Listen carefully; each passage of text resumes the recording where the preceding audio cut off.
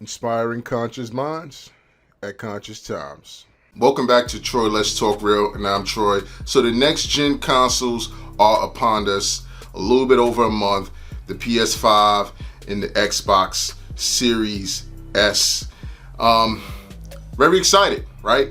More than most likely gonna get both. If I can find a way to get a PS5 pre-order before launch, but that's for a whole nother video.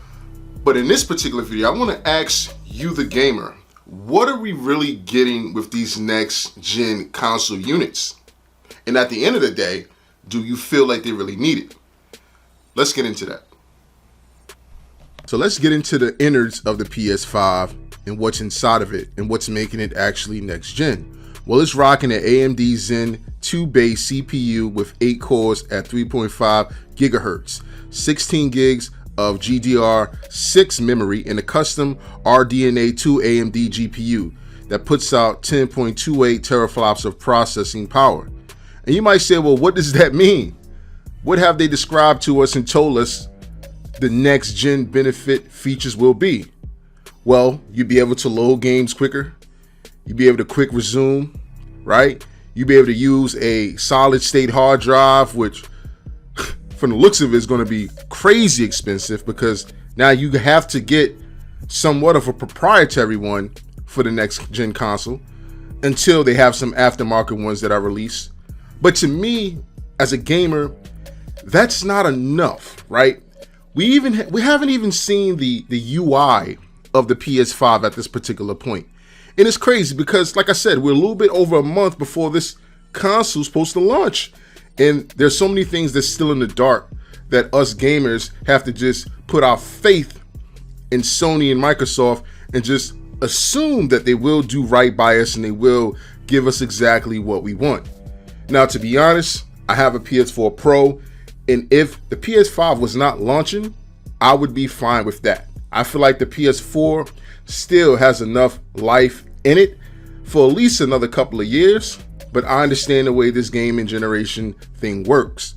But to me, running at native 4K, 60 frames per second, I'm not comparing consoles to PCs because they're completely different, and you can actually build your PC, whereas a console, you just get it as it is manufactured from the actual company. 60 frames per second, 4K, that's not new to PC gamers. And I kind of feel like what I would have wanted from the PS4 is that they would have took a more modular approach to it, as if it was a PC, which ultimately it is a PC at the end of the day. I would like a more modular approach, maybe the next gen going around, but that's just my personal take. I just feel like at this point in time, what they've showed us, including the games, including the capabilities, it's, to me right now, I can't really see the next gen aspect of it. Now, I don't want to be a hypocrite. I'm still going to get a PS5 and I'm still going to get an Xbox Series S. So I don't want you to think that I'm talking out of both sides of my mouth, but I'm just looking to see where the next gen is for the PS5. Now let's get into the Xbox Series X specs. Microsoft has claimed that this is the most powerful gaming console that will be out on the market the end of this year. And let's get into the specs once again. The CPU has 8 cores, 3.8 gigahertz and 3.66 gigahertz with SMT custom Zen 2 CPU. The GPU has 12 teraflops, 52 CUs, 1.825 gigahertz custom RDNA 2 GPU. The memory of 16 gigabytes GDDR6 with 320 MB bus. Memory bandwidth 10 gigs, 560 GBs, and 6 GBs and 336 GBs. Internal storage 1 terabyte custom NVMe SSD.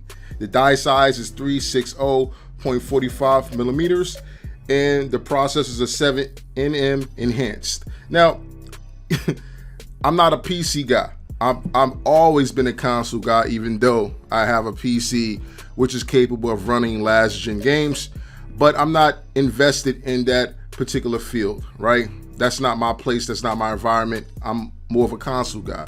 And you will be able to play games natively 4K with the Xbox Series X. And that's great. You still have the quick resume. You do the loadings are like super fast. You also have a solid state hard drive situation, a more proprietary one than Sony at the end of the day. But at any rate, maybe a year or two down the line, you'll have some aftermarket solid state hard drives that won't be as expensive as the ones at launch. But again, I'm still trying to find out like what is next gen about this. Like, I want to see games at the end of the day. And I know Microsoft is running with Game Pass. Every time you hear a podcast, and normally it's a Microsoft podcast you hear, Game Pass is the number one thing that's mentioned. And it's a great service. I have it, right? I have it. It's good. Now, all of the games on there are not popping like they trying to make it seem. You see what I'm saying? Like, yeah, you get to choose from a lot of games, but I say about, at least to me, I have 20 games in there to my liking that I play consistently. All the other stuff is just taking up space on there. It's not really appealing to me.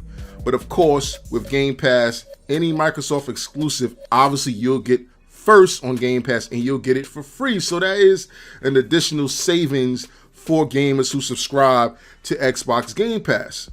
But again, that's not the reason why I want to buy a next gen console, just because I can get a subscription to Game Pass to play a bunch of games. I want games. Now, of course, Microsoft has recently bought Bethesda, which is great. A lot of games over there that I like, that tickle my fancy. It's a company that appeals to the Western market. I'm a huge Fallout fan, so if you know me, you know I'm happy about it. But I still would prefer to play Fallout on the PlayStation console, and hopefully that now Microsoft has acquired Bethesda, they still allow Fallout games to still go over there or to other platforms, and that's to be seen. But Microsoft doesn't really play the exclusive scene like Sony plays it. Sony plays it hard at the end of the day. Microsoft is a multi-plat console, which is good. They want their stuff everywhere.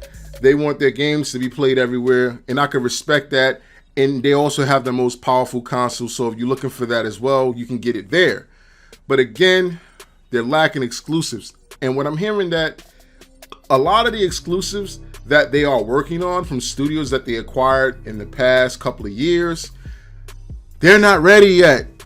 They're nowhere near ready. We're like 2 to 3 years out from us actually seeing any of those games from those publishers and studios that they've bought for them to release. And I don't think that's acceptable. Again, I just would like to see exclusive games that are worth playing, that I'm looking forward to on the Xbox brand. That's all I'm saying. And I understand they have the studios to do it, but they got to put these games out much quicker than they have to. If you got a crunch, and I know a lot of gamers in the industry don't like the crunch model, I get it. I totally understand that. But at the end of the day, you're getting paid. There's been times I go into work and I'm expecting to work 8 hours and I wind up working 16 because either somebody called out or they just need my expertise to be there for another 8 hours. It happens, right? It happens when you're in a crunch. It happens, and you see that happen with CD Projekt Red and Cyberpunk, because that's less than a month out. That's going to be dropping, and you see the panic over there. And I understand you don't want that. But Microsoft has been spending billions like it's no tomorrow, like it's $10. And if you're going to be spending your billions like that, you need to put a flame up underneath these publishers and developers' asses now that you've bought their studios to put these games out at a reasonable time frame.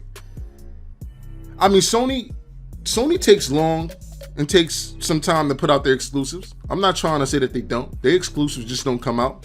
But what Sony does is that they reveal parts of the game throughout the years so that you can get an anticipation build up to know that, hey, this is coming.